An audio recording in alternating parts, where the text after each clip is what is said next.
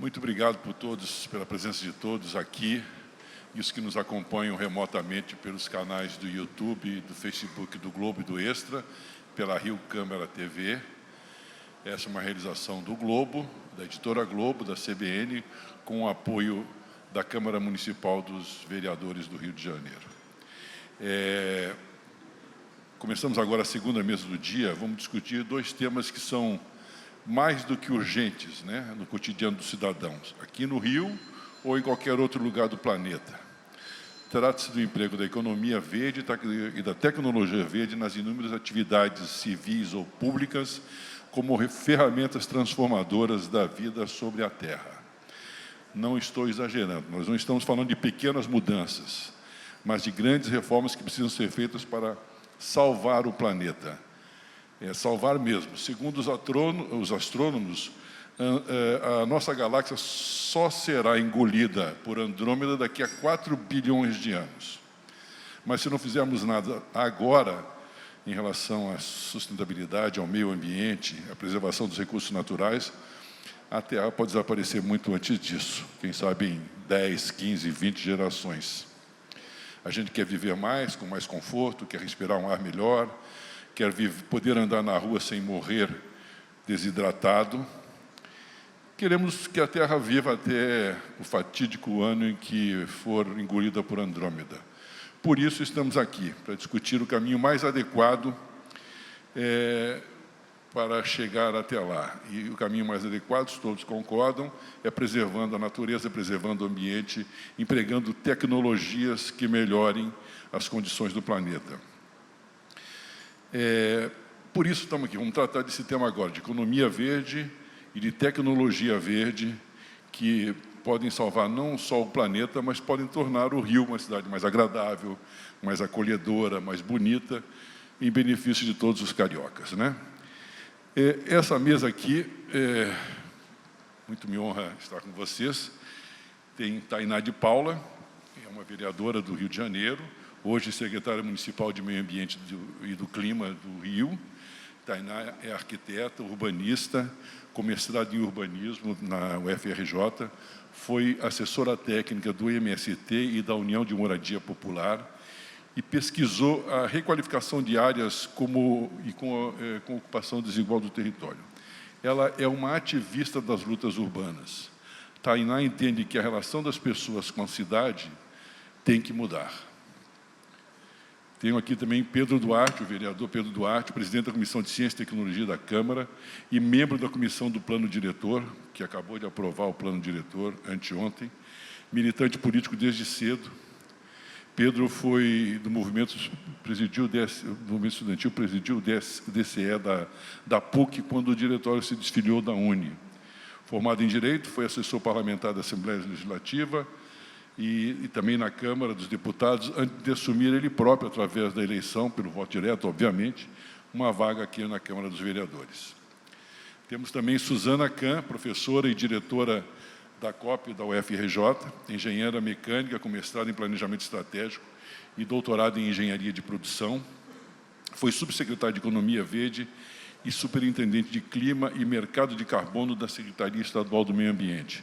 Foi também secretária de Mudanças Climáticas do Ministério do Meio Ambiente, é presidente do Comitê Científico do Painel Brasileiro de Mudanças Climáticas, consultora CNPq e membro do Comitê Executivo da Global Energy Assessment, que todo mundo sabe é uma das mais importantes iniciativas que pretende transformar o modo com que as pessoas, empresas e os governos usam a energia e como se relacionam ambientalmente com a energia. Temos também Héctor Guzmão, CEO e fundador da Boulder e da 42 Rio. É graduado em administração na PUC, onde deve ter sido colega do Pedro, mas escolheu trabalhar com tecnologia e criatividade. A Boulder, uma empresa de inovação corporativa, tem como objetivo impulsionar empresas e pessoas que querem se transformar a partir de inovação nas suas práticas. A 42 Rio, uma universidade que forma engenheiros de softwares e programadores, foi considerada uma das melhores escolas de tecnologia do Brasil. E Tiago Dias, que já foi secretário, hoje é subsecretário municipal de Desenvolvimento Econômico, Inovação e Simplificação, advogado com mestrado na Universidade de Colômbia especialidade em segurança pública e direitos humanos, trabalhou na Human Rights Watch do Rio e de Nova York, e, como se sabe, desde julho do ano passado, a ONU considerou o meio ambiente um direito humano, portanto, pessoa adequada para a hora certa. Vamos começar com uma pergunta para a Tainá. Bom dia a vocês, muito obrigado pela presença aqui. Quero fazer uma pergunta para a Tainá com um comentário do Tiago. Todos sabem que energia limpa e renovável qualifica qualquer produto.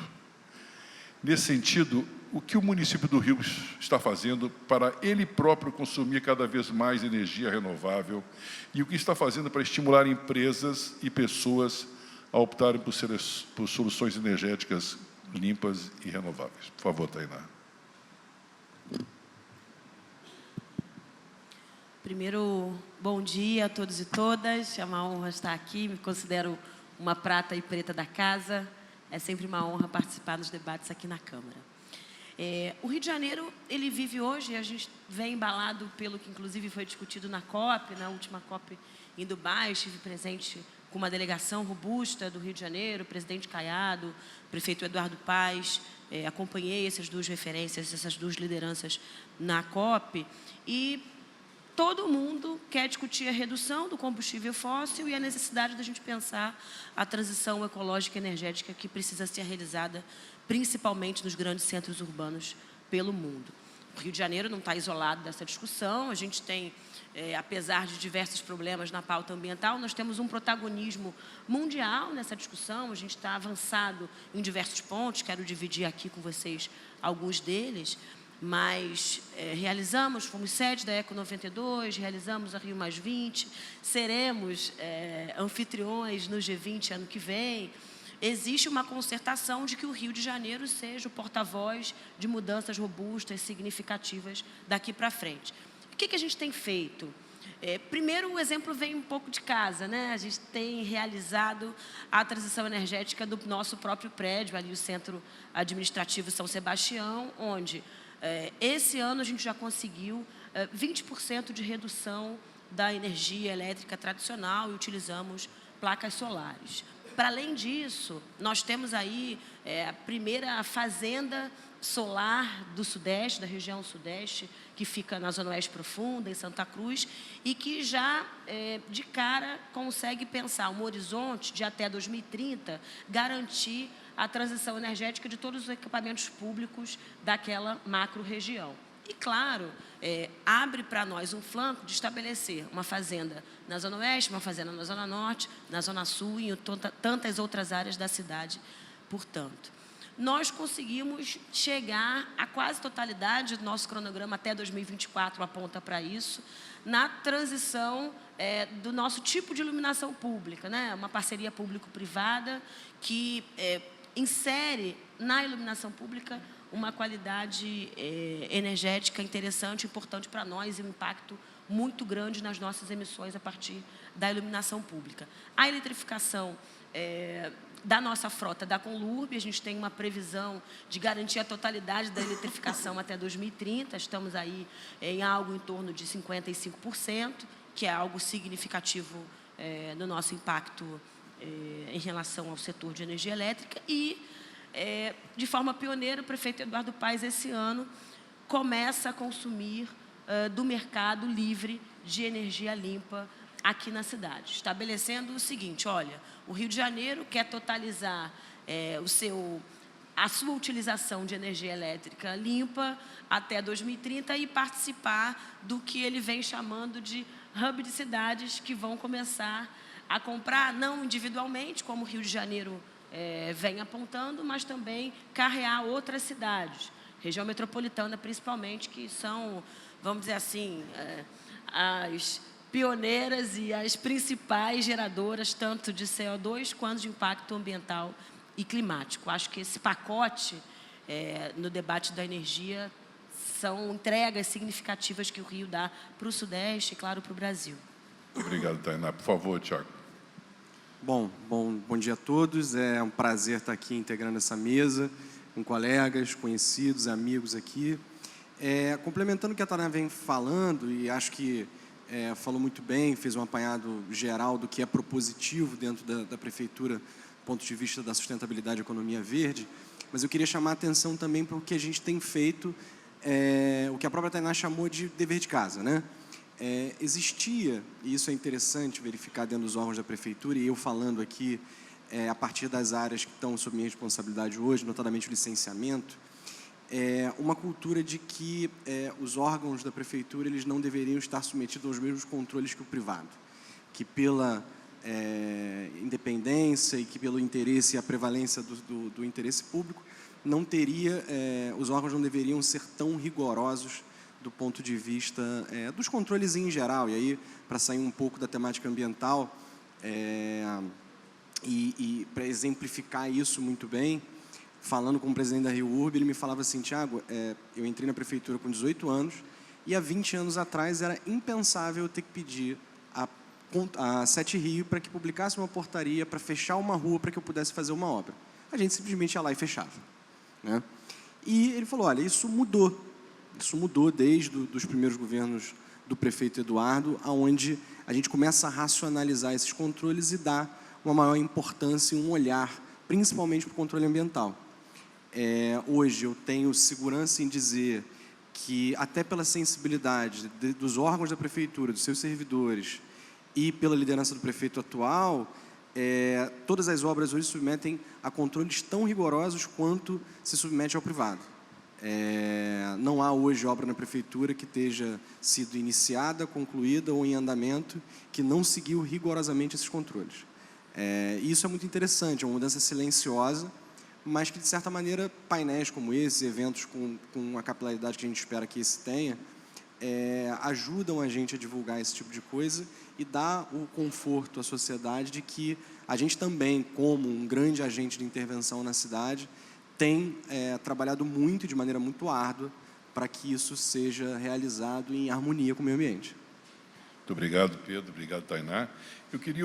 desculpa, Tiago. Obrigado, Tiago. Obrigado, Tainá. Queria ouvir do Pedro agora se a comissão que ele preside acompanha esses esforços, claro que acompanha, e se apoia as iniciativas aqui citadas, se elas são suficientes, se não são, por que não são. E também a Suzana, em seguida, que comentasse as respostas dos secretários. E, por favor, Suzana, quais medidas você acha necessárias para a produção de energia limpa e, ainda assim, eficiente para abastecer uma cidade, uma metrópole como a do Rio de Janeiro? Por favor, Pedro. Bom, primeiro, bom dia a todos, bom dia, saudar a mesa, aqueles que estão aqui. Temos acompanhado, sou presidente da Comissão de Ciência e Tecnologia, claro que o espectro é bem mais amplo, né, mas falando aqui da transição energética, da pauta da tecnologia, economia verde. Temos algumas considerações. Primeiro, são iniciativas muito positivas que vêm acontecendo, no primeiro momento, já pela própria iniciativa privada. Hoje nós vemos até umas pequenas indústrias, padaria, uma pequena indústria, que começaram a consumir do mercado livre, né, ter acesso a essa compra direta de energia e, no geral, uma energia limpa e renovável, que é a que vem sendo disponibilizada. Mas lembrar também que a nossa matriz energética brasileira principal, a hidrelétrica, ela também é uma energia limpa e renovável. É importante que a gente tenha sempre isso em mente. É um debate muito lá de fora que muitas vezes o Brasil importa positivamente, mas lembrar que muitas vezes a Europa e os Estados Unidos trabalham com carvão, com óleo, com diesel, enquanto o Brasil, historicamente, trabalha com a energia de hidrelétrica, que já é uma energia muito melhor do que outras matrizes energéticas pelo mundo, e que tem uma escala muito positiva quando a gente fala de uma cidade com 6 milhões de habitantes, como é o Rio de Janeiro e como outras grandes cidades do país. Então, é muito importante incentivar a energia solar, pelo seu próprio viés descentralizado. Outras energias é muito difícil você poder fazer dentro da sua casa, num condomínio, num prédio, ou como a prefeitura vem fazendo nos seus próprios centros administrativos. Difícil fazer isso com energia eólica, com energia hidrelétrica. Então, a energia solar, ela tem esse ponto positivo. E aí, as iniciativas de fazenda solar, como a secretária Tainá pontuou, são muito importantes, mas eu não gostaria só da gente deixar de lembrar da matriz nossa de hidrelétrica, que é muito importante. Outros processos que vêm avançando, mas eu considero que gostaria aqui que a gente tivesse concluído e ter avançado mais nos últimos tempos. Quando a gente fala, por exemplo, de transparência e digitalização, é uma pauta que a secretaria, que o Thiago faz parte, vem avançando, né, de deixar os processos mais digitais. Isso tem um ganho de governança, de transparência, como foi dito aqui, para além do meio ambiente, mas imagina o quanto de papel a gente deixa de utilizar quando os processos dentro da prefeitura, dentro da Câmara, né, em todo o poder público, eles se tornam, né, digitais. Já são alguns anos que isso vem avançando, mas ainda existe um avanço. Então, aproveitando aqui do que a gente vem acompanhando, que algumas vezes eu vou olhar alguns processos dentro da prefeitura e até hoje encontro processos físicos. Então, claro, a gente não vai resolver isso em 1, 2 anos, mas nosso papel de comissão de acompanhar, reconhecer os esforços que vêm sendo feitos, os avanços nos últimos anos, né? Temos mais digitalização do que tínhamos em 2021, né, nesse terceiro mandato do prefeito Eduardo Paes, mas ainda existe um caminho, né, a ser feito para 100%, a gente, de fato, abolir, né, o máximo, o que a gente puder de papel. Isso é um ganho de transparência, um ganho de governança para toda a sociedade, mas também é um ganho do ponto de vista ambiental. Obrigado, vereador. Suzana, por favor. Bom, está ligado? Bom dia. Eu agradeço muito o convite para estar aqui presente num tema que me é tão caro, Rio de Janeiro, tecnologia e verde. Então, são assuntos que me interessam muito. Em relação ao que você me pediu para comentar sobre os secretários, é claro que eu acho ótimas as iniciativas, seja de solar, seja de melhoria de eficiência, eliminação de papel, enfim. Mas eu acho que o Rio de Janeiro, e uma cidade, uma metrópole, como o Rio de Janeiro, tem um papel muito mais amplo, né? Que, normalmente, as cidades elas não são locais de produção, grandes produtoras de energia, elas são grandes consumidoras de energia. Então, nesse sentido, quanto menos energia a gente gastar, quanto mais eficiente nós formos, é a nossa melhor contribuição. Claro que você gerar também usando renovável é sempre algo adicional e que vai se somar a um esforço grande, né, de reduzir as emissões de gases de efeito estufa, do aquecimento global, que foi o tema inicial que você colocou. Agora, o que eu vejo para Rio de Janeiro como a melhor estratégia seria que a gente realmente atuasse em soluções tecnológicas limpas. Eu acho que o Rio de Janeiro ele não tem... tem até aquela frase, o Brasil não conhece o Brasil. Eu acho que o Rio não conhece muito bem o Rio em toda a sua potencialidade. No painel anterior, a gente estava falando de turismo, etc. De fato, ninguém discute isso, é uma enorme vocação que a nossa cidade tem, mas a gente tem uma densidade tecnológica aqui instalada que poucas pessoas se dão conta, né? E é exatamente quando a gente está falando, estou lendo ali o tema do seminário, o Rio do Futuro, quando a gente está falando de futuro, o futuro ele vai ser, e ele está sendo, altamente tecnológico, né? Então, nós temos essa competência toda instalada aqui na cidade do Rio de Janeiro.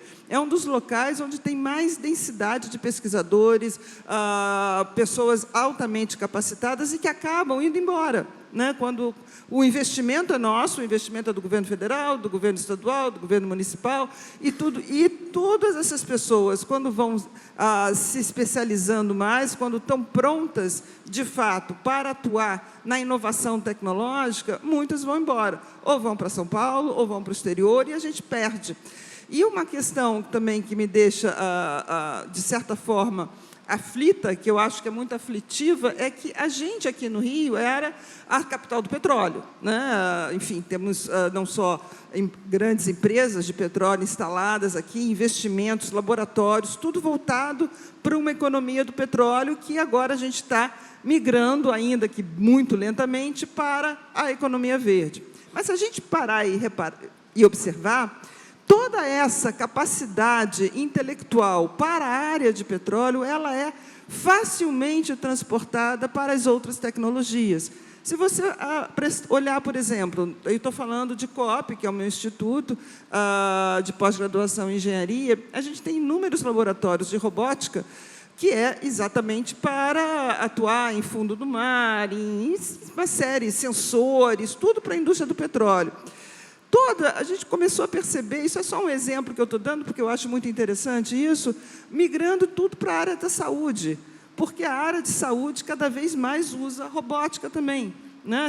Tanto em cirurgias, tanto em limpeza, a questão de sensores. Então, é isso que eu gostaria, e é esse potencial que eu acho que não é tão evidente, que eu vejo que o Rio de Janeiro tem, de ser a capital de soluções tecnológicas para uma economia de baixo carbono, ser a capital de soluções de tecnologia verde. E isso traz um valor agregado muito grande, traz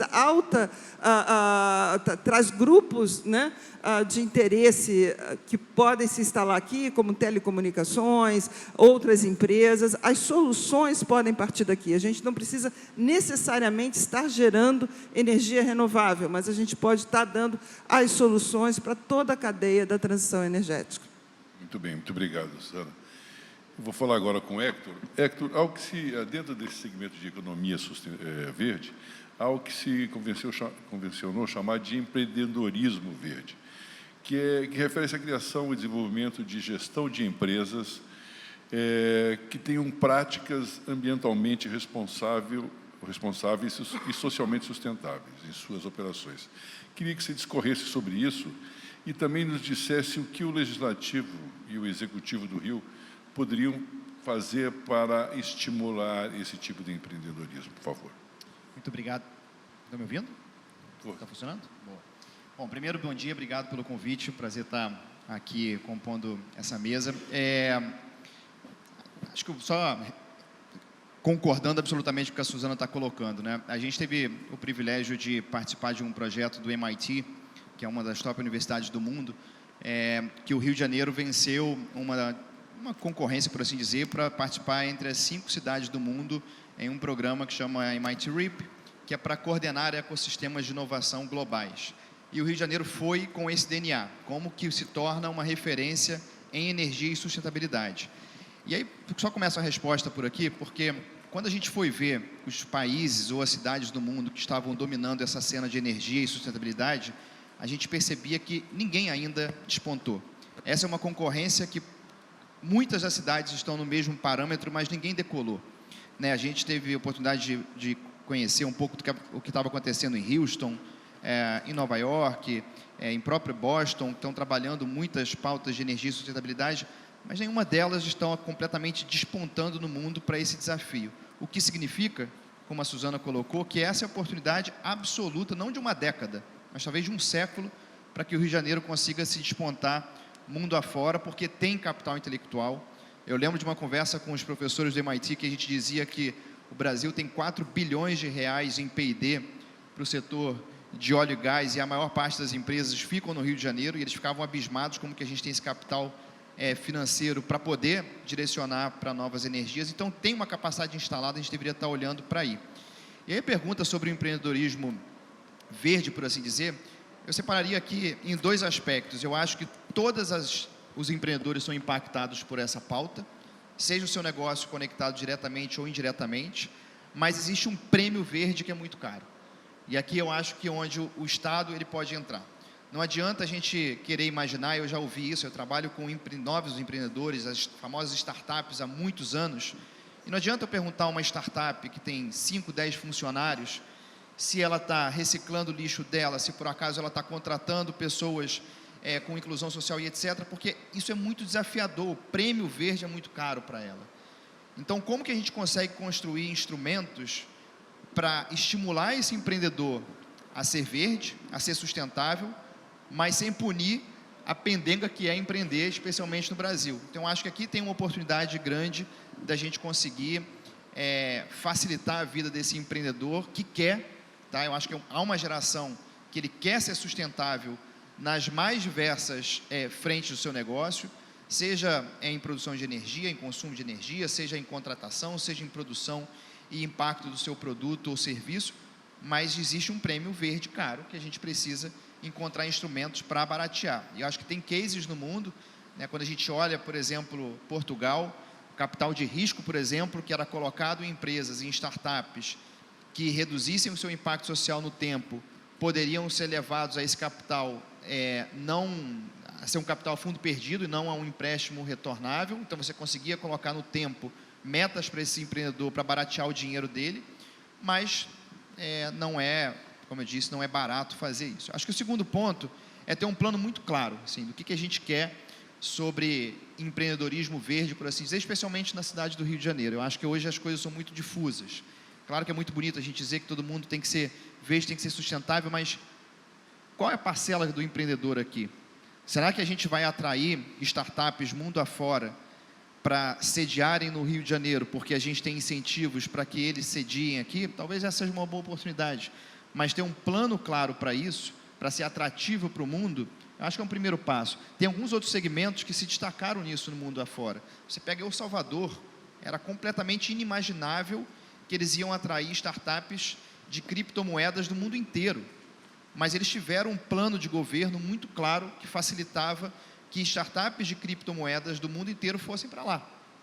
Então, há um papel como Estado, seja do Poder Legislativo, seja do Executivo, a definir o que se quer para esse empreendedor verde no Brasil, no Rio de Janeiro, e aí a gente vai conseguir atrair empreendedores, seja do Brasil, seja de fora. Então, eu acho que eu colocaria esses dois principais pontos. Como que a gente consegue baratear esse prêmio verde para esse empreendedor ficar engajado e viabilizado a impactar os seus negócios com o tema da sustentabilidade. E segundo, a gente tem um plano muito claro do que a gente quer posicionar o Rio de Janeiro no mundo nessa temática e atrair empreendedores do Brasil e também de fora do país.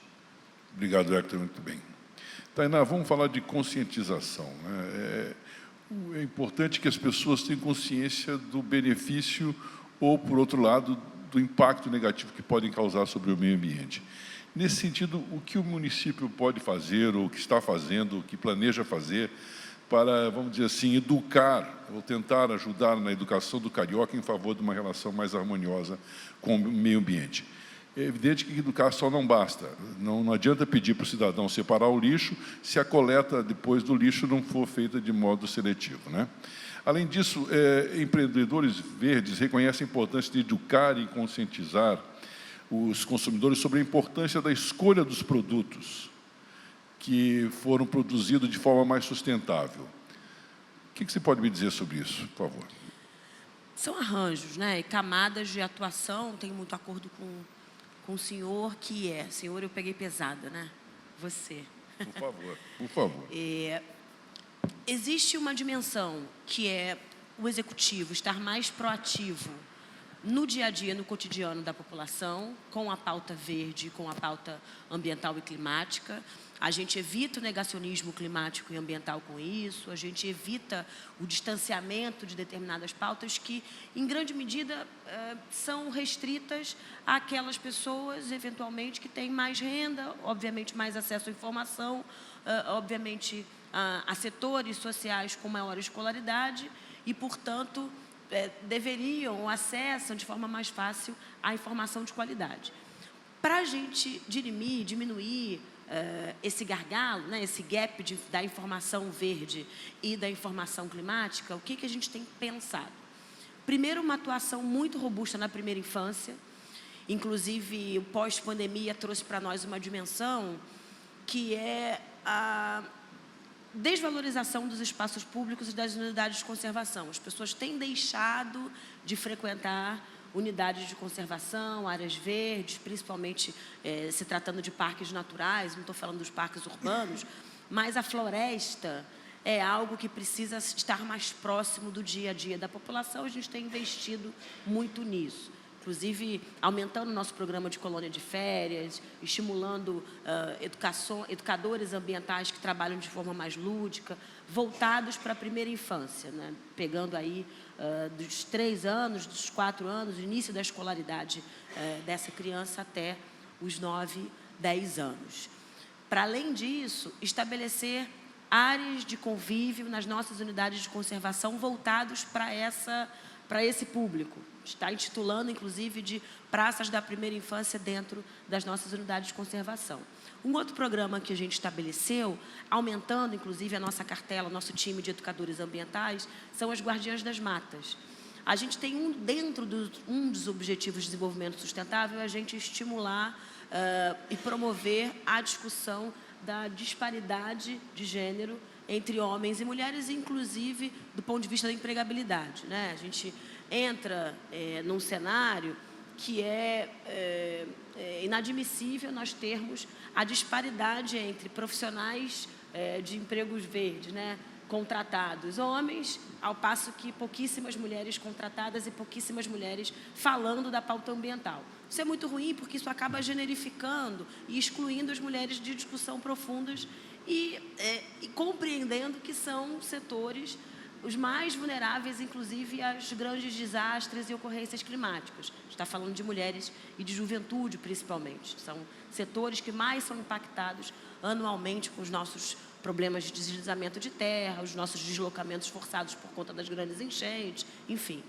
E aí a gente cria esse programa chamado Guardiãs das Matas. Nós temos uma cartela de guardiões de diversos setores aqui na cidade. Temos os guardiões de rios e lagoas, temos os guardiões dos mangues, e a gente estabelece as Guardiãs das Matas, que são mulheres, prioritariamente de favela e periferia, que vão fazer o diálogo em seus territórios de soluções socioambientais que dialoguem com seus próprios cotidianos e com seus próprios locais de atuação.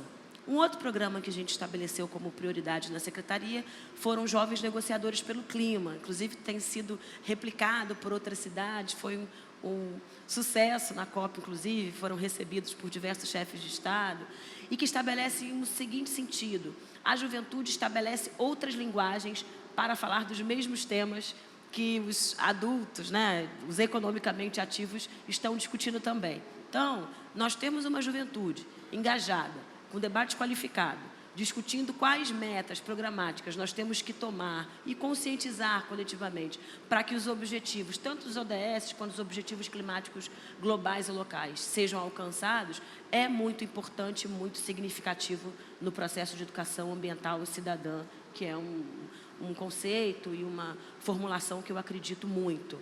Não há transformação ambiental ou climática individual. É preciso estabelecer novos sensos comuns e, obviamente, o senso de comunidade de atuação. Um outro ponto, para fechar, como é que a gente amplia, né, a forma da gente conscientizar melhor a população, é um trabalho que a gente vem realizando junto com a Secretaria de Ação Comunitária e a Conlurb, que é muito na chave da reciclagem. A gente apresentou esse ano para o Rio a política municipal dos catadores, o governo federal lançou o Procatador, e a ideia é que a gente consiga ampliar a nossa rede, tanto de coleta seletiva, quanto de ecopontos na cidade, a partir da base dos trabalhadores que trabalham diretamente com a catação no Rio. Um dos nossos grandes gargalos, inclusive na emissão de CO2, para quem não sabe, no nosso último, está online já o nosso painel aí de emissão, Proclima, o Rio de Janeiro hoje emite 21 mil toneladas de CO2. E os nossos principais setores, é o nosso calcanhar de Aquiles, o plano diretor, quero agradecer aqui o presidente Caiado e o vereador Rafael Liso Freitas pela condução, resolve, que é a discussão da transição energética nos setores privados e públicos. Como é que a gente faz a transição energética do transporte, tanto do SPPO quanto do BRT, no médio e no longo prazo, como é que a gente eletrifica os nossos outros modais, enfim. Existe uma discussão longa sobre esse setor de transporte, mas os outros dois setores, nossos dois outros calcanhares de Aquiles, estão justamente no resíduo. A gente literalmente enterra o nosso resíduo orgânico, que é um grande emissor. Acho que a Conlurb, com a sua usina de biometanização, vem nos ajudando muito na diminuição, mas a gente tem um dever de casa de aumentar a nossa reciclagem, tanto do resíduo seco, quanto desse resíduo úmido, né, que é o resíduo orgânico. Então, ampliar a nossa rede das composteiras a partir das hortas cariocas, ampliar a capacidade da biometanização da Conlurb e ampliar a nossa rede de catadores é um compromisso grande e fundamental até o 2030. Muito obrigado. Respondeu quase tudo. A gente podia encerrar agora aqui o seminário, né? Mas não, vamos em frente. Eu queria que o Tiago se debruçasse sobre um ponto do que a Tainá falou, que é que não dá para falar de tecnologia verde sem falar de transporte urbano, né? Na semana passada, no primeiro seminário aqui, Rio do Futuro, o arquiteto Miguel Pinto Guimarães recomendou que, num breve futuro, se banisse carros de passeio das cidades. Acaba com carro de passeio, vamos todos viver de transporte coletivo. Eu queria que você falasse sobre essa questão. Hoje existe no Rio 16.500 ônibus circulando. deveria ter 40 mil para atender toda a cidade. Queria que você falasse sobre isso e queria que o Pedro depois comentasse do ponto de vista da Câmara Municipal com o papel de fiscalização da municipalidade. Bom, perfeito. Primeiro eu vou tomar a liberdade de comentar 2 pontos das falas que me antecederam. Um é avisar que, pelo menos no âmbito do licenciamento ambiental, é meta estratégica que será batida esse ano, que é a digitalização de todos os processos físicos. Então, a gente entra em 2024 sem processo em papel, pelo menos naquela área. E, de certa maneira, lembrar aqui a todos um ponto que permeia esses temas que a gente tem falado, que acaba voltando à tona quando o debate é meio ambiente, de um problema que deveria ter sido resolvido na década de 80, que era a discussão entre desenvolvimento e meio ambiente. A discussão entre desenvolvimento e meio ambiente, ela passa a começar a ser resolvida em 1989, no chamado relatório Brundtland, adotado aqui nessa cidade 3 anos depois, na Eco 92, e que reconheceu que, de certa maneira, eles não eram conceitos antagônicos, mas complementares, né? Permearam essa fala o que o Hector chamou de prêmio verde, a conscientização das pessoas no consumo responsável, a separação de lixo e a coleta pública desse resíduo, mas desde 92 que se reconhece que uma família, por exemplo, em estado de miserabilidade não vai, infelizmente, não é razoável que se espere que ela separe o lixo dela. É desde 1992 que se reconhece que um indivíduo em situação de miserabilidade não vai adotar um padrão de consumo sustentável. E a gente se pega na mesma discussão, às vezes, infelizmente, em alguns fóruns, retomando esse antagonismo entre desenvolvimento e meio ambiente, que deveria ter sido resolvido pelo conceito de sustentabilidade. Toda vez que o município dá um passo no resgate da dignidade de uma família, na erradicação da desigualdade extrema, que a gente caminha no sentido de dar dignidade, emprego, condição de morar, lazer quando se descansa, a gente está falando também de sustentabilidade. E aí se insere o transporte, né? Eu tive a experiência, o prazer e o desafio de licenciar as obras do Arco Metropolitano, que é parte de um processo de racionalização do transporte da Zona Oeste. O prefeito Eduardo, ele lançou a compra do novo VLT, o amarelinho, né? O pessoal na Zona Oeste estava chamando de abelhão, em substituição aos antigos ônibus azuis.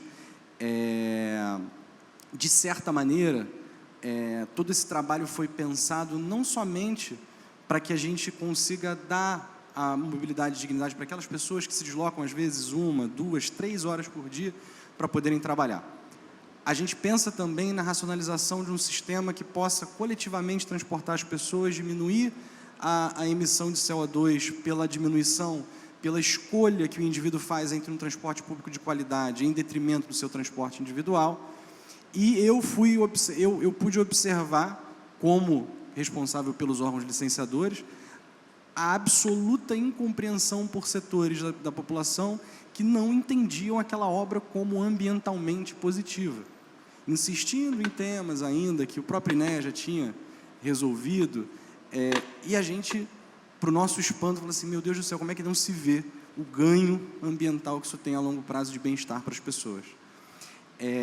A gente hoje, ainda na temática do transporte, tem dialogado muito profundamente com o BNDES para a veletização de trechos do BRT. O prefeito Eduardo, há cerca de 6 meses ou 8 meses atrás, anunciou o VLT Zona Sul, um assunto que não deveria ser polêmico, na minha opinião, mas vivemos numa sociedade democrática e recebemos muito bem essas divergências, mas em termos do ganho de bem-estar e qualidade ambiental, a transformação é inegável. A gente substitui aí centenas de viagens diárias de veículos individuais por um veículo elétrico que carrega algumas centenas de pessoas em uma viagem só. Então, o município tem se comprometido muito com o tema de transporte. Talvez hoje seja, fora o orçamento ordinário, do ponto de vista extraordinário, o lugar onde a gente mais tem investido. Obrigado. Por favor, Pedro.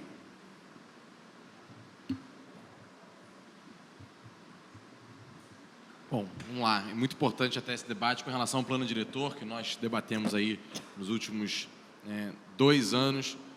Porque existem alguns, na minha opinião, falsos conflitos, até como o Thiago muito bem trouxe, mas que, por vezes, acaba que a própria população, sociedade, imprensa, agentes públicos não conseguem enfrentar. Por quê? Nós queremos uma sociedade em que todo mundo ande de transporte público, ou pelo menos a maior parte possível da população ande de transporte público, mas aí nós precisamos de algumas condicionantes com relação a isso. Uma delas, por exemplo, é que mais pessoas possam morar próximo ao transporte público. E para que elas possam morar próximo ao transporte público, alguém precisa construir prédios, edificações próximos ao transporte público. E aí nós temos, por exemplo, audiências públicas, e é importante ouvir os elogios e as críticas, sobretudo, mas a gente vem, por exemplo, no plano diretor, querendo debater que prédios próximos às estações de trem e metrô, sobretudo na Zona Norte, possam ser mais altos, e existe uma reação muito forte, não. Os prédios aqui não podem ser mais altos, isso vai destruir a paisagem, isso não vai ser bacana, isso vai ser ruim. E, ao mesmo tempo, essas pessoas também criticam que bairros distantes do maior polo gerador de empregos da cidade, que é o grande centro. Então, por exemplo, o crescimento nos últimos 10 anos expressivo de Campo Grande e da Taquara significou que muitas pessoas passaram a morar distante do polo gerador de empregos. E aí nós tivemos uma demanda absurda pelo BRT, uma demanda absurda por carros, engarrafamento crescente. Então as pessoas concordam, falam, não, isso aqui é errado, nós precisamos que as pessoas morem perto dos empregos. Mas quando você vem debater as medidas que permitem esse maior adensamento, essa própria palavra adensamento, ela é constantemente criticada e rejeitada. E aí é uma equação que beira a matemática. Fala, olha, para que mais pessoas possam morar perto das estações de trem, metrô e perto do polo gerador de empregos, a opção é adensar, que é o que Tóquio fez, Paris fez, Buenos Aires fez. Não tem muita alternativa, claro. Existem alternativas que são expandir trem e metrô para que essas estações cubram mais parte da cidade. Fundamental. Mas se nós formos investir centenas de milhões de reais numa estação de metrô, numa estação de trem, e ela não tiver o adensamento adequado, a gente está jogando dinheiro fora.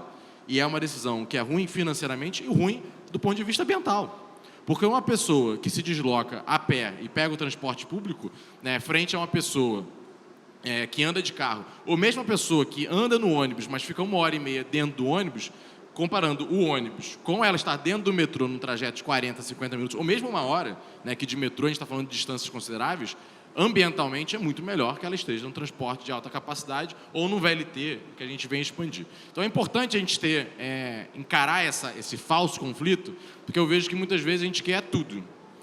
A gente não quer o prédio alto, a gente não quer o adensamento e a gente quer que as pessoas morem perto umas das outras. E aí é uma equação matemática. Algumas coisas a gente vai ter que ceder, senão a cidade não se desenvolve. Então, esse é uma reflexão importante que eu queria trazer. E o segundo, muito importante aqui na ponta, que foi da conscientização, concordar com tudo que foi dito, iniciativas muito importantes que Tainá pontuou, mas, além disso, o papel de nós, como agentes públicos, sermos também, darmos o exemplo. E aí, como agente público, sobretudo os políticos, os eleitos, existem esse papel do dever de casa, que é, por exemplo, a Câmara fazer um trabalho muito importante de reciclagem. Imagina a gente aprovar uma legislação que vale para reciclagem lá fora, mas o nosso próprio prédio não dar o exemplo, infelizmente, nesse mandato, o presidente Caiado está aqui presente, essa foi uma pauta importante. A Prefeitura, que é o poder público, falar de transição energética, e não utilizar essa energia renovável, mas felizmente estamos avançando com isso. Mas tem outras pautas, como poder público, como políticos, usarmos mais o transporte público, circularmos mais de bicicleta, darmos o exemplo para que a população acredite de que isso é possível, de que ela deve fazer. Porque quando nós cobramos das pessoas, fazemos campanhas educativas, aprovamos legislações que são regras para os outros, mas nós próprios não cumprimos, acaba que isso como sociedade é ruim. Então, uma reflexão também quero trazer é que o poder público, sempre na hora de pensar em fazer uma lei, pensar numa obrigação para alguém, que ele reflita. Nós estamos fazendo isso? Nós estamos dando exemplo disso? Porque senão a gente passa uma mensagem de que os outros cumprem e nós não. Essa é uma reflexão muito importante, na minha opinião, para dentro do serviço público. Com certeza, Pedro. Muito obrigado, hein? Boas suas considerações. Pergunta para a Suzana, por favor. Muitas empresas cada vez mais buscam certificações que atestam suas práticas sustentáveis, de modo a garantir maior mercado para os seus produtos, tendo uma certificação de eficiência energética e que comprovem que aplicam conceitos ESG nas suas empresas, com certeza tem algum resultado favorável nesse sentido. E também se qualificam para acessar financiamentos, né? Investimentos de fontes alinhadas com sustentabilidade. Eu queria que você falasse um pouco sobre isso. E quais são os mecanismos hoje disponíveis para o empreendedor que age sustentavelmente e como ele pode se beneficiar, o empreendedor carioca, desse tipo de crédito? Olha, eu vejo hoje em dia que não há, o contrário, eu acho que não há espaço para quem não tenha essas práticas. Então, na realidade, eu acho que a manutenção dessas práticas significa você continuar no mercado e não ser retirado, porque hoje em dia não se admite mais nada que não se comprove que tenham as práticas adequadas. No entanto, a questão da informação é muito difícil, porque todo mundo aqui já deve ter ouvido falar de greenwashing, etc., que, na realidade, você faz um relatório e, sem a comprovação, aquilo acaba sendo contraproducente, porque ninguém mais acredita, né? Porque todo mundo vira verde, vira sustentável, e isso vai minando a credibilidade daqueles que fazem corretamente. Então, eu acho que a informação ela é muito importante, porque até para conscientizar, que foi uma das suas questões anteriores para a secretária. Como conscientizar? Eu acho que é muito importante você informar. Por exemplo, usando o caso, né, da Prefeitura de Paris, eu não sei nem se é só da Prefeitura, mas de uma região maior, em questão de roupa, muito pouca gente sabe que o setor de vestuário é um dos mais impactantes em termos de emissão. E quando você começa a incentivar, não exatamente a reciclagem da roupa, mas o conserto, o aumento do tempo de vida de cada peça do vestuário, menos você vai gastar em energia, em água, em uma porção de outros, em materiais. E isso eles começaram a etiquetar, né, a divulgar. De certa forma, dá para fazer um paralelo com a questão de caloria, né? As pessoas começaram a se preocupar em supermercado. Hoje em dia você vê cada um olhando, vendo quantas calorias ou quanto que tem de potássio, ou do que compõe, né, aquilo que está se consumindo. O mesmo, eu acho que esse tipo de informação auxilia muito na conscientização dessas pessoas, né? Eu acho que a informação ela é essencial. Eu não sou profissional de marketing, mas eu acho que o marketing, nesse caso, ele tem muito a ajudar as pessoas a perceberem que cada vez que você compra uma camiseta nova, o que isso significa, o que isso vai impactar. Então, chegar a essa informação, eu acho que é muito importante. Agora, você ter relatórios de sustentabilidade é todo um processo que eu acho que é importante, é fundamental, mas que muitas vezes é oneroso também. Não é qualquer empresa que consegue preparar relatórios e comprovar. Você acaba tendo isso em empresas enormes e que aí podem, muitas vezes, até mascarar seus próprios dados, né? Excelente, Suzana, obrigado. Para o Hector, por favor, que está bem familiarizado com o conceito IoT, que é a sigla inglesa para tecnologia das coisas, informação das coisas, que consiste na interconexão de dispositivos físicos, como um prédio, um carro e outros sensores espalhados na cidade, que permite coleta e troca de dados em tempo real para a tomada de decisões. Minha pergunta é como essa tecnologia pode ser empregada em favor da sustentabilidade de cidades de metrópoles como o Rio de Janeiro, Hector. Legal. Bom, acho que a gente tem bastante cases globais, né? Tem dois específicos que me vem em mente. Um que é em Oslo. Oslo colocou mais de 20 mil sensores na sua rede de iluminação pública e eles conseguiram não somente, né, ligar e desligar no momento certo, mas também colocar a densidade da iluminação em determinadas regiões por tempo, período do ano e também por horário. isso fez eles economizarem 75% do seu custo de energia pública. E mais recentemente, Barcelona fez isso nos seus parques públicos para a água. Então, como que você conseguia ligar e desligar, sabendo o nível de água dos seus parques públicos? Isso fez eles economizarem 25% também de volume de água empregada nessas regiões, mas também o seu custo. Então, acho que todas as cidades estão começando, ou já há muito tempo, utilizando o IoT como aliados de automação para baratear a máquina pública. Isso significa que você vai ter menos pessoas alocadas para serviço público. Quando você olha lixo, por exemplo, você não precisa mais de uma pessoa tendo que abrir bueiro para ver se está sujo ou se está limpo. A automação pode fazer isso e você aloca equipes de uma forma mais inteligente e mais barata. Você consegue utilizar, os exemplos que eu dei, insumos que podem tornar a cidade mais sustentável de uma forma melhor empregada e, consequentemente, mais barato. E aí eu queria destacar que, acho que não precisa a gente ficar reinventando a roda, mas o BNDES tem feito um trabalho gigante de IoT no país, desde 2015, alguma coisa aproximadamente, e eu fiz questão aqui de pegar um pouco do que eles definiram nesse estudo como aspiração do IoT no país.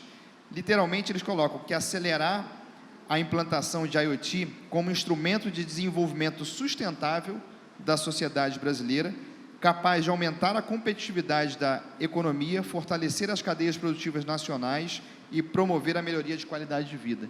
Então, já existe um plano do BNDES extremamente estruturado para focar a IoT como sustentabilidade e como melhorar a vida da população brasileira. Acho que existe um plano robusto feito, ele já tem dezenas de provas de conceito sendo feitas com grandes empresas que produzem algum IoT ou com startups que já têm algum IoT. Eles têm feito isso em 6 áreas estratégicas e pelo menos 2 delas têm tudo a ver com sustentabilidade e com melhoria da vida das pessoas, além, obviamente, de competitividade da indústria. Tem um pequeno case que eu gosto de destacar, a gente teve a oportunidade de trabalhar com o Centro de Operações do Rio, isso em 2018, e teve uma startup que despontou, chama Noah, é uma startup carioca, que criou um IoT que conseguia verificar o aumento de volume de água em regiões públicas e conseguia disparar alguns alertas de emergência para todas as operações de segurança possíveis. Então, na época, eu lembro que a gente fez um case na Rua do Catete, que inundava, e as pessoas, muitas das vezes, não alocavam equipes de segurança para aquela região quando inundava, e eles faziam isso automaticamente. Você colocava isso num poste, ele conseguia saber a lâmina d'água como que estava, e aí você alocava ali time da prefeitura, bombeiro, e entre outras. Essa startup nasceu no Rio de Janeiro, tem aí alguns cases com o Centro de Operações do Rio, prefeitura, entre outros, mas também com o setor privado, Brasil afora. Então, esse é um exemplo pequeno de não uma grande empresa, mas de uma startup, e aí, conectando a sua última pergunta, como que a gente engaja também esses empreendedores nos desafios da economia verde que a gente tem, e o IoT, sem dúvida, é um instrumento bastante forte, um aliado bastante forte para esse desafio que a gente tem. Excelente, Hector, obrigado. Estamos chegando ao final, eu queria pedir a colaboração, a contribuição final de vocês, a partir do seguinte ponto de vista. A gente vive uma emergência climática, a gente já passou muito tempo do tempo em que se podia dizer: tudo bem, eu gosto de um calorzinho mesmo, acabou, essa etapa passou. Eu queria que vocês fizessem considerações finais sobre o futuro do Rio e da humanidade, partindo desse princípio. Eu queria começar lá pelo Tiago, por favor. Bom, é inegável que a gente vive um período de emergência climática, sim, isso é preciso ser afirmado. É inegável que ações, do ponto de vista estruturante, são necessárias, sejam elas dos atores públicos ou privados, mas eu queria reforçar que nenhum instrumento vai ser mais importante para que a gente, como sociedade, consiga resilientemente enfrentar esse ciclo do que o conceito voltando à sustentabilidade. Conceito esse formado pelas suas dimensões sociais, pela sua dimensão econômica e pela sua dimensão ambiental. Um sem o outro não caminha sozinho. Combatendo a pobreza, lutando pelo desenvolvimento e fazendo isso de forma resiliente no tempo, vis-à-vis o que a gente tem como recurso do nosso planeta, que a gente vai conseguir atravessar esse desafio aí como humanidade e, assim esperamos, rumo a um futuro melhor. Obrigado. Por favor, Pedro. Eu gostaria de reafirmar que muitas vezes pode parecer difícil, mas que a nossa saída é pelas cidades, né? O debate de governo federal, o debate de governo estadual, o interior, é fundamental, mas a saída, inclusive para o enfrentamento das mudanças climáticas, é o fortalecimento das nossas cidades. Muitas vezes elas são vistas, né, como as grandes causadoras dos problemas de poluição, né, de próprios desmatamento, questões ambientais. Só que quando nós vamos olhar, é o cidadão que mora numa cidade, aquele que, comparado, por exemplo, ao cidadão que mora no interior, que mora numa zona rural, ele é o que consome menos energia, gasta menos água, tem mais oportunidades, né, e que emite menos CO2 comparado a outros modelos. Por quê? Porque quando a cidade é funcional e ela tem um investimento adequado, a infraestrutura adequada, as pessoas usam mais transporte público, né, tem mais espaço de lazer próximo das suas casas, é uma cidade muito mais funcional. E muitas vezes a gente vê no debate público, na imprensa, uma crítica às cidades, mas as cidades, elas são o grande triunfo que nós temos como sociedade para fazer com que as pessoas tenham mais acesso à oportunidade, à qualidade de vida, à sustentabilidade. O caminho não é, né, atacarmos e desmancharmos as cidades que nós construímos. É, na verdade, dar a estrutura, a qualidade de vida necessária para que as pessoas continuem nas cidades e que a gente possa, inclusive, receber mais pessoas nas nossas cidades para que elas tenham acesso a tudo isso que a gente pontuou aqui. Excelente, Pedro. Obrigado, hein? Por favor, secretária Tainá. O desafio é grande e eu quero fazer uma fala muito pragmática sobre como a gente resolve. Primeiro, na minha opinião, o Rio de Janeiro está muito posicionado na política do clima como um todo.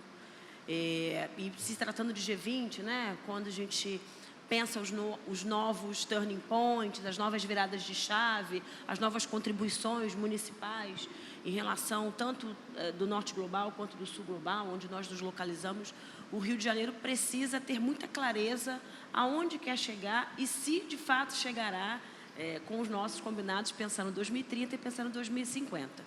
Para nós conseguirmos realizar a transição ecológica e nós estabelecermos uma relação de carbono neutro até o 2050, da forma que a gente planeja, espera, de acordo com o nosso plano de ação climática, é muito importante a gente garantir recurso. O estudo recente do ICLEI deu para nós um limite que é o Rio de Janeiro, nos próximos 5 anos, se quiser adaptar toda a sua cidade, precisa ter em caixa 142 bilhões de reais.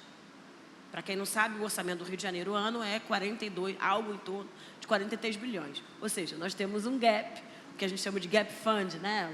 O nosso gargalo de recurso para atingir as metas de adaptação. E aí, o que é esse nome tão difuso, às vezes, para quem não está acompanhando a pauta do clima, como é que eu pego isso? Gente, as obras de urbanização, as obras de macrodrenagem que nós estamos realizando no Jardim Maravilha, no extremo oeste da cidade, para jovens há mais tempo sabem bem que tem um antes e depois do grande entorno ali da Praça da Bandeira. Assim como a Praça da Bandeira, que finalmente a gente chegou, depois de décadas e décadas de não solução, Eduardo Paes, na sua gestão anterior, conseguiu finalmente solucionar, nós temos gargalos profundos em Jacarezinho, Manguinhos, Acari. Quem mora em Senador Camará sabe bem do que eu estou falando, quem mora na Pavuna sabe bem do que eu estou falando. Obras gigantescas de geotecnia, engenharia e, obviamente, uma engenharia do século XXI. Uma engenharia que usa energia limpa, uma engenharia que não é invasiva, que não simplesmente canaliza rios ou coloca rios embaixo da terra, mas que renaturaliza rios, que recompõe matas ciliares. Isso tudo é muito caro. Então, estabelecer novas formas de discussão de financiamento verde. A gente avançou um pouco na discussão do IPTU progressivo e na outorga onerosa nesse último plano diretor. Mas, em que pese, nós precisamos cada vez mais criar formas de financiamento próprio, não só os financiamentos globais. A gente sabe quais as dificuldades que o Norte Global impõe sobre esse financiamento direto. O presidente pede, os governadores pedem, o prefeito Eduardo Paes preside, junto com a prefeita de Paris, uma comissão sobre financiamento climático de cidades. Financiamento é um grande gargalo para desafios de uma cidade como o Rio de Janeiro. Fundamentalmente, o que a gente precisaria fazer? Economizar um tanto e, obrigatoriamente, dar conta, dentro do nosso orçamento público, dos planejamentos de médio e longo prazo que a gente precisa estabelecer.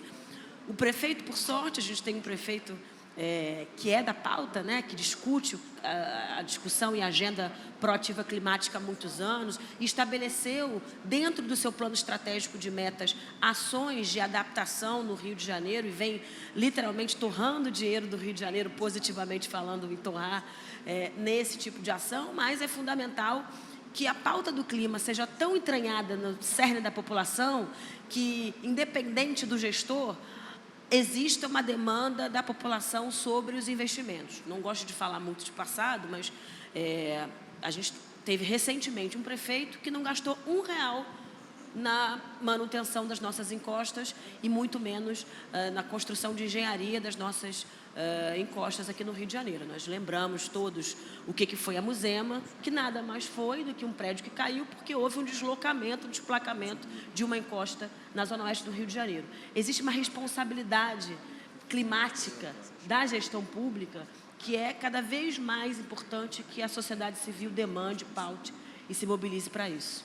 Excelente, Tainá. Obrigado. Por favor, Hector. Bom, eu sou naturalmente um cara otimista, mas eu acho que a gente tem que ser realista aqui. Eu acho que esse é um desafio que o Rio de Janeiro está inserido, mas enquanto humanidade a gente está fracassando. Eu acho que a gente está, de novo, vendo uma COP28 que não chegou em nenhum grande acordo para temas essenciais para esse debate que a gente está tendo. Mas, trazendo um pouquinho de oportunidade para o Rio, na minha visão, e aí foi um pouco do que me entusiasmou no tema desse painel, quando a gente fala de tecnologia e economia verde. São duas pautas que elas são transversais a qualquer e absoluto tema hoje em dia. Qualquer coisa que a gente pensar sobre educação, sobre gestão pública, sobre empreendedorismo, sobre financiamento, ele vai ter tecnologia, ele tem que ter tecnologia e ele precisa estar olhando o tema sustentabilidade. E aqui é onde o Rio de Janeiro pode ter um destaque, e acho que Tainá comentou, dá orgulho de ver que a gente está começando a se posicionar no cenário global como uma cidade que traz isso para uma gestão pública, que traz isso para pautas de empreendedorismo, que começa a se conectar com o cenário global para esse assunto. Então, assim, se existe uma agenda que a gente deveria estar 100% do nosso tempo olhando para que o Rio de Janeiro saia de todos os desafios que a gente tem, porque são temas transversais, é tecnologia e economia verde. Isso traz inclusão social, isso traz geração de riqueza, isso traz um posicionamento nosso geopolítico, isso traz benefícios aos montes. É difícil? É. Mas eu acho que tem algumas coisas aqui que a gente deveria estar olhando. A gente não entrou numa pauta de resíduos, né, de lixo. A gente produz 80 milhões de toneladas de lixo no país. A gente tem aproximadamente 120 bilhões de reais que poderiam estar sendo recuperados desses lixos, seja como energia, seja como artesanato, seja como N coisas. Acho só um exemplo simples. Tem um empreendedor carioca que criou agora algumas luminárias feitas de PETs reciclados, que foi chamado para a Feira de Design de Milão para expor. Isso é uma economia que vem do lixo. Existe uma empresa carioca que teve que ir para São Paulo para produzir uma das maiores usinas de lixo, sendo uma produção vinda de 30 municípios para produzir uma energia limpa. Ou seja, tem muita oportunidade. E se o Rio de Janeiro conseguir colocar isso como uma prioridade, todos os nossos outros desafios podem ser alavancados pela geração de riqueza e, obviamente, pela inclusão social que a gente consegue fazer por essas pautas. Se a gente perde essa oportunidade, por mais que turismo, na minha visão pelo menos, e outras sejam dons da cidade, eles não têm o tamanho desse que a gente está inserido. Excelente, Hector. Obrigado. Por favor, Suzana. Eu vou na linha do Hector, né? Eu acho que a tecnologia ela é essencial. Não tem como a gente seguir nas próximas décadas sem um alto investimento em tecnologias, pesquisa, desenvolvimento, inovação. seja para adaptação, né, seja para ações de mitigação. Acho que isso é tudo essencial. E a gente está nessa emergência climática e o Rio, né, fica numa situação do tipo aquela, se correr o bicho pega, se ficar o bicho come, porque se a gente realmente conseguir, é que a COP fracassou, mas começar a ter o phasing out, a redução do uso de petróleo no mundo, acabaram-se os royalties também. Então, a gente precisa se reinventar, seja por uma questão do aquecimento global, que é algo extremamente preocupante, sobretudo para a população mais vulnerável, ou seja, pela questão de realmente dos recursos que as cidades recebem por conta exatamente da exploração do petróleo. Então, a gente precisa se reposicionar em termos da nossa economia. E aí, de novo, a capacidade instalada, a tecnologia que a gente já tem que ser também redirecionada para essa nova economia, né? O Hector está falando da questão de resíduos, etc. Resíduos também podem, você está comentando, a gente tem um trabalho em cima de construção civil, de usar os resíduos sólidos para a indústria moveleira, para a construção civil, para uma série de outras questões que é importante. Estavam falando do IoT, né? De ter a internet das coisas, sensores, tudo isso também pressupõe uma cidade com a cobertura total de pelo menos 5G. Não dá para ser uma cidade inteligente sem ter, né, uma cobertura digital. E também é essencial isso, que é o que a gente chama, né, de digital twin, de você ter a cidade digital, né, no gabinete, né, do prefeito, etc. Você tem o core aqui, evidentemente o core é muito importante, mas ter dados não significa que você tem informação. Você tem que tratar muito bem aqueles dados, para aqueles dados te darem alguma informação e você poder até se antecipar a alguns danos, alguns possíveis desastres. Então, quando você tem a cidade toda digitalizada e você pode testar interferências, você consegue se antecipar e evitar alguns desastres também. Então, é uma medida de se adaptar. Então, eu vejo que o nosso futuro, né, o futuro do Rio, deveria estar muito focado na tecnologia que aqui está e no desenvolvimento tecnológico. Muito obrigado, Suzana. Agradeço aos queridos palestrantes, agradeço a todos os presentes aqui, aos que nos acompanham também pelas redes sociais do Globo e do Extra e pela Rio TV Câmara. Chegamos ao fim. Esse foi uma ação do Globo, da editora Globo, da CBN, com apoio da Câmara dos Vereadores do Rio. Vamos embora, todo mundo de ônibus, metrô ou táxi compartilhado, não é mesmo? Obrigado a todos, uma salva de palmas aos palestrantes.